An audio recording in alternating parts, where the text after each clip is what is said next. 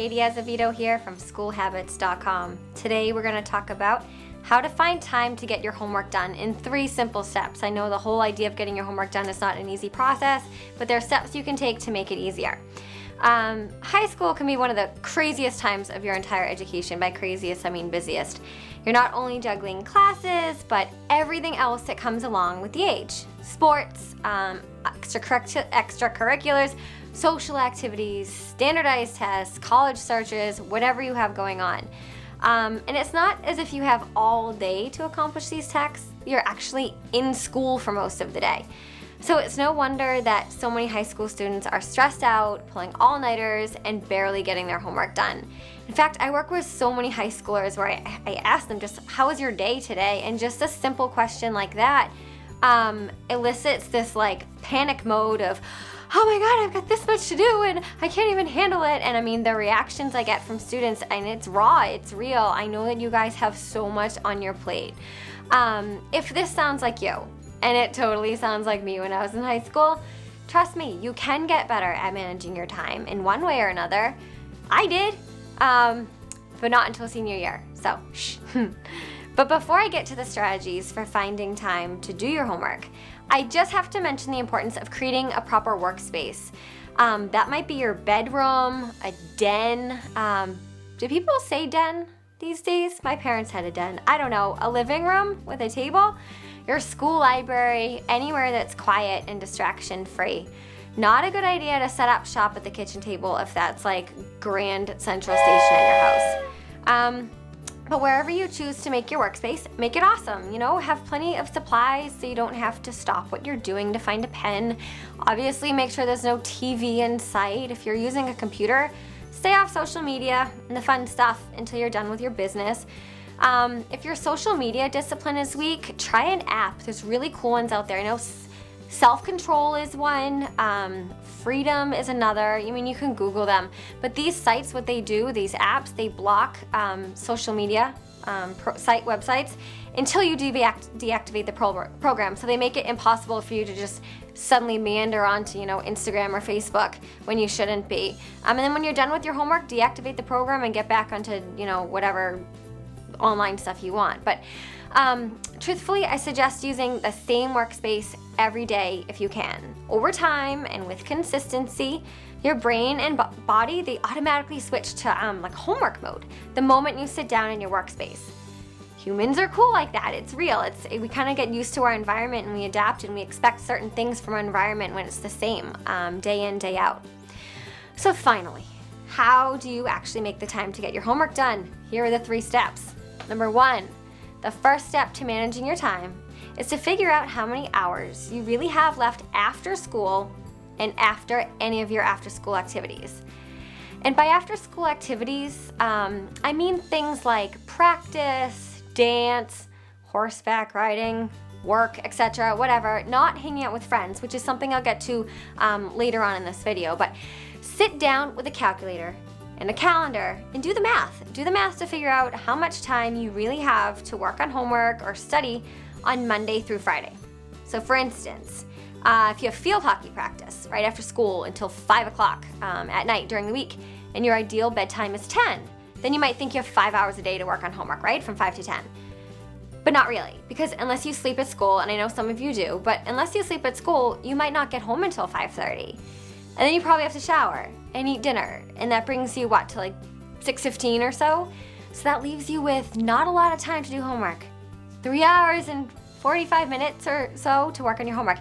And knowing exactly how much time you're working with is crucial to knowing how to manage it. So get these numbers right. Take the time, sit down with a calendar and a pen and block it out and, do the math. It's not that hard. If I can do the math, you can do the math, okay? Step 2, once you figure out the above math, okay, think about everything that needs to get done in that time. Some days you're gonna have more homework than other days, so I recommend taking probably about 10 minutes a day. You probably don't need more than that before you begin your homework to plan out the evening. A couple ways you could do this. Following steps you might find helpful. So first, write down all your to-dos for the night. Whether you have actual assignments and papers, whether you need to study for a test, or you have to read a certain amount in a book or something, X amount of chapters, write all of this stuff down, just in a list. okay? Then next to each assignment, next to each task, write down how long you think. This is an estimate, okay? This will take you. And obviously, it's just an estimate. You're not psychic, but take an educated guess. I would say err on the side of giving yourself more time than you think you need. You'd rather have more time than be stressed for time if you under budget.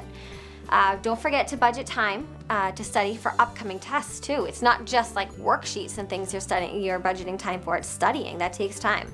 If it's Monday, you have a stats test on Thursday, maybe give yourself 30 minutes to study on Monday, on Tuesday, on a Wednesday, right? Half hour each of those days. An hour and a half spread out over 3 days is far better than binge studying the night before, and you cram and you get stressed, and that's just not awesome. Next, budget time to rewrite or type any notes you took during the day. If you haven't seen my video or read my post about note-taking, then this step might seem a little crazy for you, but if not, go back and watch that video, read that post. But this is when you're collecting your notes during the day, right? You're writing them in class, you're just kind of writing them as fast as you can at the speed that your teacher's talking, and ideally that same day that you take those notes, you're going back and you're retyping them or you're rewriting them, whatever. If you type or if you write, whatever, you go back and you clean them up and you make them perfect. This step shouldn't take a ton of time, but it is so critical to a good note-taking strategy, and then also just, it's something that you work into your it's part of studying too, right? So go back, check out my blog, check out the video on that part, right? So just make sure that you budget time to rewrite or type up any notes you took during the day. This is an important step. And step 3, finally get to work. That had to happen at some time, right? So all these steps that you're taking leads up to number 3. Do the quicker tasks first. I really recommend. It's called grabbing the low-hanging fruit. That's an expression. I didn't make that one up.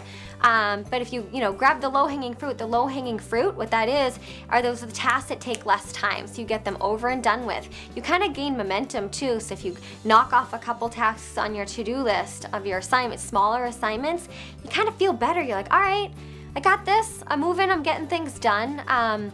So in other words, you could attack your 1-page Spanish worksheet, right? Or your 5 math problems or something before a bigger assignment like writing a draft of your history essay.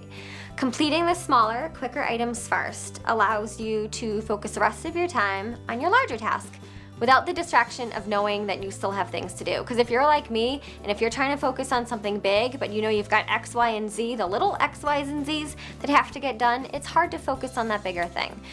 And as you complete these items, cross them off your list. It's so satisfying. If you're a list fanatic like I am, just a little checkbox or crossing it off, awesome, okay? It's just like a psychological thing, but try it.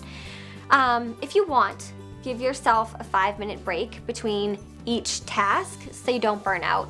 You might be able to fly through a couple of the smaller tasks without these breaks, but when you get into the bigger tasks, 5-minute breaks. And you know what? I'd actually recommend setting a timer for these breaks, because as well as I do, that 5 minutes on Facebook turns into an hour really, really fast. All right, so if you complete an item in less time than you estimated, that's ideal, that's awesome. Add the remaining time to your next task. And go into your study guide where you're writing this stuff down and add those extra minutes in, okay? So you see them there.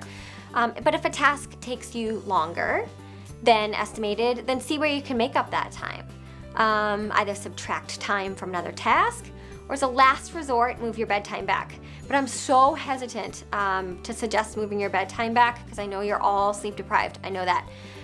But sometimes there's just no way around it. This is like for your midterms or your final exams. This is not an every night occurrence, okay? So you have to wing it. One time, I think you could probably handle it. But another possibility, if you're really not interested in moving your bedtime back, like I wouldn't be, get up a little earlier. That probably doesn't sound awesome either, but you gotta find the time somewhere. It's go to bed later, get up earlier, you gotta make it work. But be realistic. If you're a zombie in the morning, and you honestly don't see yourself getting up early to work on homework, don't force yourself. You gotta work with your natural rhythms, right? What works for one doesn't always work for another. And then procrastination. Okay, so procrastination is a topic for another entire video. There's an idea, right? But I have to mention it here too, okay? So there's of course times when you're gonna feel so overwhelmed because all your teachers really did dump a ton of work at you at once. And when this happens, just use every single minute you have to plug away at least something, just don't stop moving, right? It's like with running, I'm a runner, right? So you get the marathon, you're not gonna go out being like, yeah, I'm gonna run 26 miles. It's like one foot in front of the other will get you there. But if you just stand like this, no matter what, if you're standing still, you're not gonna move forward. One little thing, and after another, it adds up. That's how you get there. Do the best you can, right? But there's gonna be other times when you'll be overwhelmed because you saved everything to the last minute and you just realized it's all due tomorrow. Okay, so this is different from your teachers actually just dumping everything on you. And although self-inflicted, this situation, right, your pain is just as real in these situations as in the other one. Your pain, your stress, right? So you'll just have to do the best you can to get through those moments. However, don't procrastinate, right? Best lesson I ever learned at school, ever, like legit ever, was to start an assignment right away. No matter how far away the due date was. Okay, maybe not that day, ideally start at the day it's assigned, but life happens, but start it as soon as practical. In step 2, when you're writing your daily list of tasks to get through, plan even just 20 minutes to start your English paper that's due in a week. Like just open up Word, Doc, or whatever you use, right? Open it up and just create a title for what you're writing. Maybe the first couple sentences, maybe a couple sentences will lead to a paragraph. Maybe you get on a roll, that paragraph leads to 2, and then you're in pages. It's the same idea with the marathon, right? Just one foot in front of the other, one word at a time is how you get a paper done. And if you don't budget at least 20 minutes a day to start something, it's not gonna start itself, right? Or you can just, if your assignment isn't a paper, if it's reading, plan just 15 minutes a day to read a few chapters in a book that's due in a couple weeks. And it's easy to say, well, it's due in a couple weeks and I'll do it tomorrow. Trust me, I'm a human too. I know I do the same thing. I'm like, I'll just clean that tomorrow. I'll just do it tomorrow. But then tomorrow comes, and if you keep using that excuse, oh my gosh, talk about stress overload. Take advantage of lighter homework days to make a dent in future assignments. Trust me, just do it once. It's the best feeling ever to get ahead. Also, consider that evening does not have to be the only time you get your homework done. There's other pockets of time throughout your day that you could totally chip away at assignments. And some of these extra sources of time are little sneaky places. So free periods during school. I know it's also a time to talk with friends, but get stuff done, or at least use half your free period to work on work. Free time between the end of school and the beginning of practice. Sometimes practice doesn't start till 45 minutes after school. Sit somewhere, sit in the gym floor, go to the library, just sit in your car, right? Find some time there. Bus rides to and from events, depends on how crazy your coach is. And, if they don't let you do anything academic, if you just have to be like chanting, like, your whatever sports stuff for the whole entire ride, fine. But if not, find a seat in the back and or the front. Maybe it's quieter in the front. I don't know how things are these days.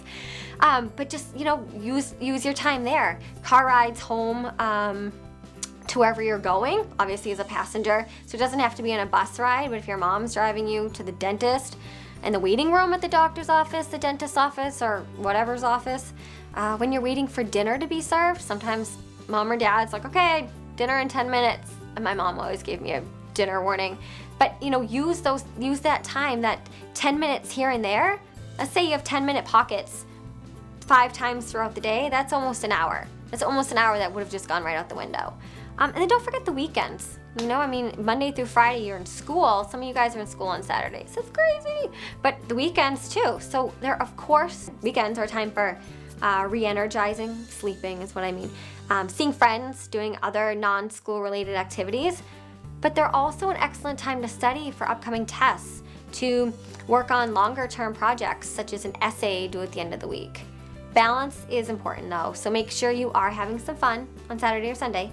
But you'll be doing yourself a huge favor just putting aside a chunk of time on one or both days to attack what needs to get done for the upcoming week. You don't always have to have a huge chunk of time because some weeks are going to vary. Sometimes you don't need to use the weekends to get ahead because you've already gotten ahead, right?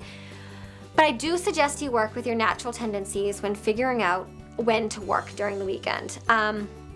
For example, if you're a morning person, do you work in the morning when your energy levels are higher, when your cortisol levels are higher? That's like a science thing, right? But if you're not a morning person, if you're not a morning person, okay, then work in the late afternoons before your evening stuff happens. But schedule this time into your weekend as if it's like a soccer game or a doctor's appointment, meaning make it non-negotiable. If you write it down in your calendar, like that's your time for doing this. And so says, oh, where this is happening, sometimes you're gonna forgo the schoolwork if something really awesome, just came up. But seriously, make this non-negotiable. Take it seriously. Managing your time well is absolutely the core of productivity. If you struggle with getting things done, if you get stressed about deadlines, you find yourself sacrificing your sleep because you just have so much work to do, right? Then you're probably not managing your time well.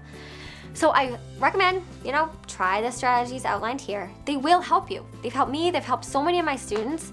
And of course, if you need me to explain anything further, let me know. KatieAzevedo, SchoolHabits.com is where you find me. Thanks for watching.